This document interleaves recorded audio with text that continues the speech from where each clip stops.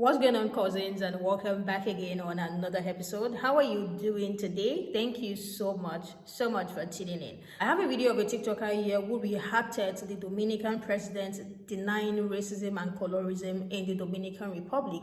He talked about how this has been going on and how it is so annoying to see that their president is constantly, denying what is going on in their community, which in turn would not create a solution to what is going on, because a lot of their own people wants to be identified as white. A lot of them don't want to have anything to do with black. So I'm going to roll the clip now so you guys can see the question that was asked and how the president of the Dominican Republic reacted to the question that has got this lady talking. Without wasting much time, let me just roll the clip.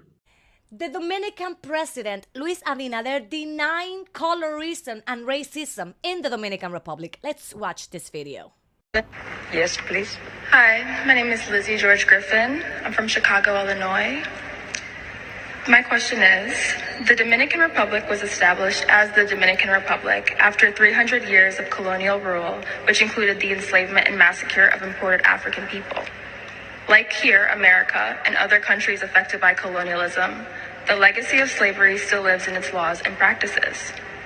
Homophobia and transphobia are racist European concepts enforced on enslaved Africans to increase the amount of African children to be enslaved for monetary benefit.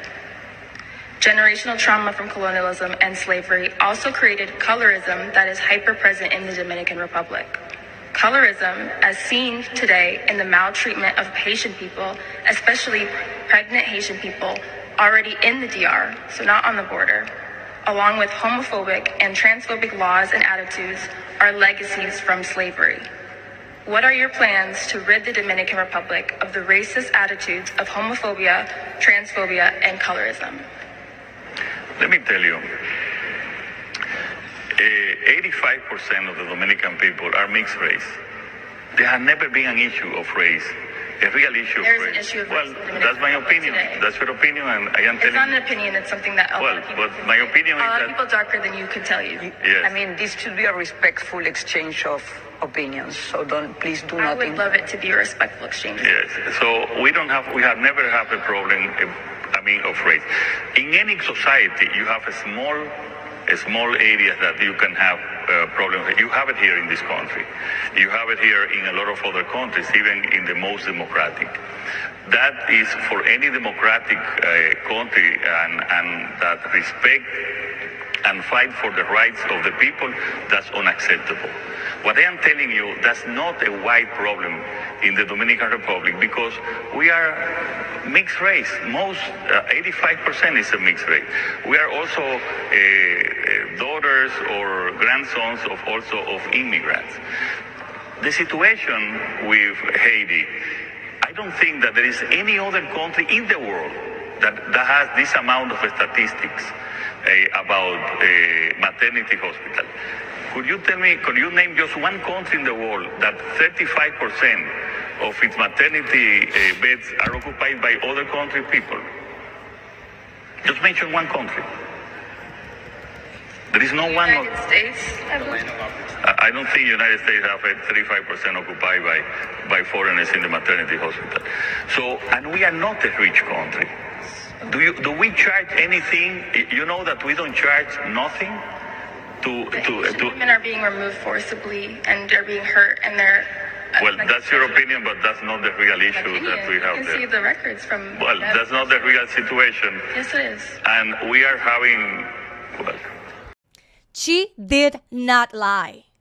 If you go to the publication of the Dominican newspapers and some journalists from the Dominican Republic criticizing her and trying to dig into her life to see what wrong she's done so that they can post about it.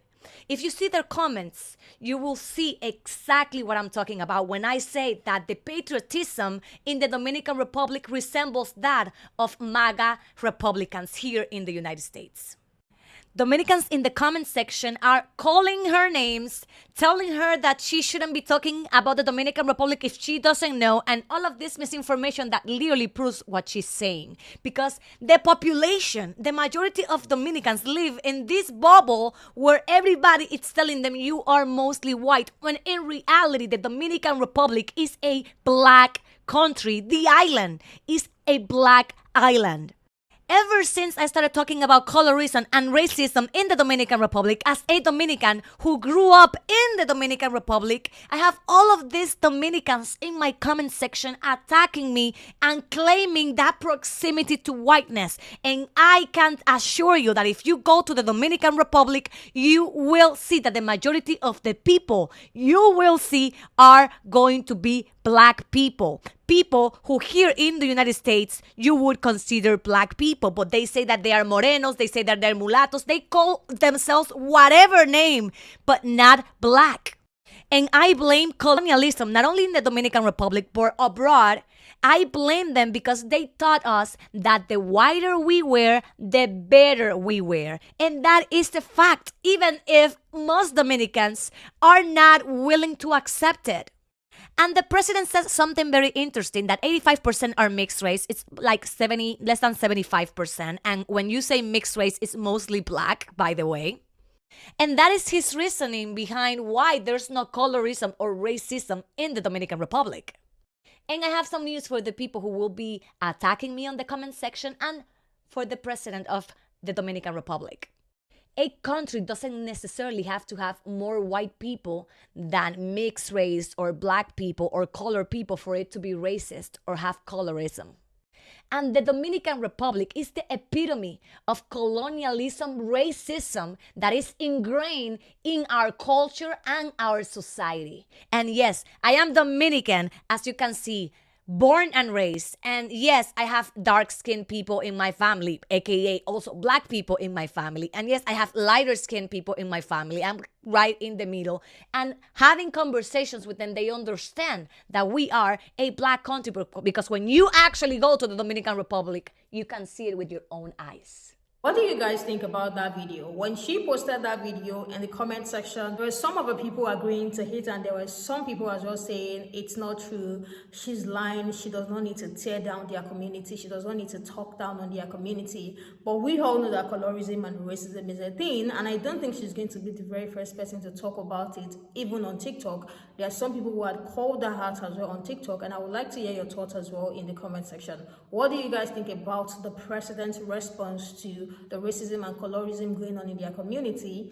And I need to give a shout out to the lady who asked their president that question, because she literally worded everything right, she articulated everything right, she broke down everything so they can understand. But the response that this president gave was something that did not sit well with this TikToker, because she felt like they are denying it, and which in turn is not going to create the solution that they need in their community, especially when it has to do with colorism and racism. Let me hear your thoughts in the comment section. What do you think? Let's continue this conversation there. Thank you all so much for joining, and if you have not subscribed, please do so before you go and turn your bell notification on, and I'll see you guys in the next one. Bye, and I love you guys.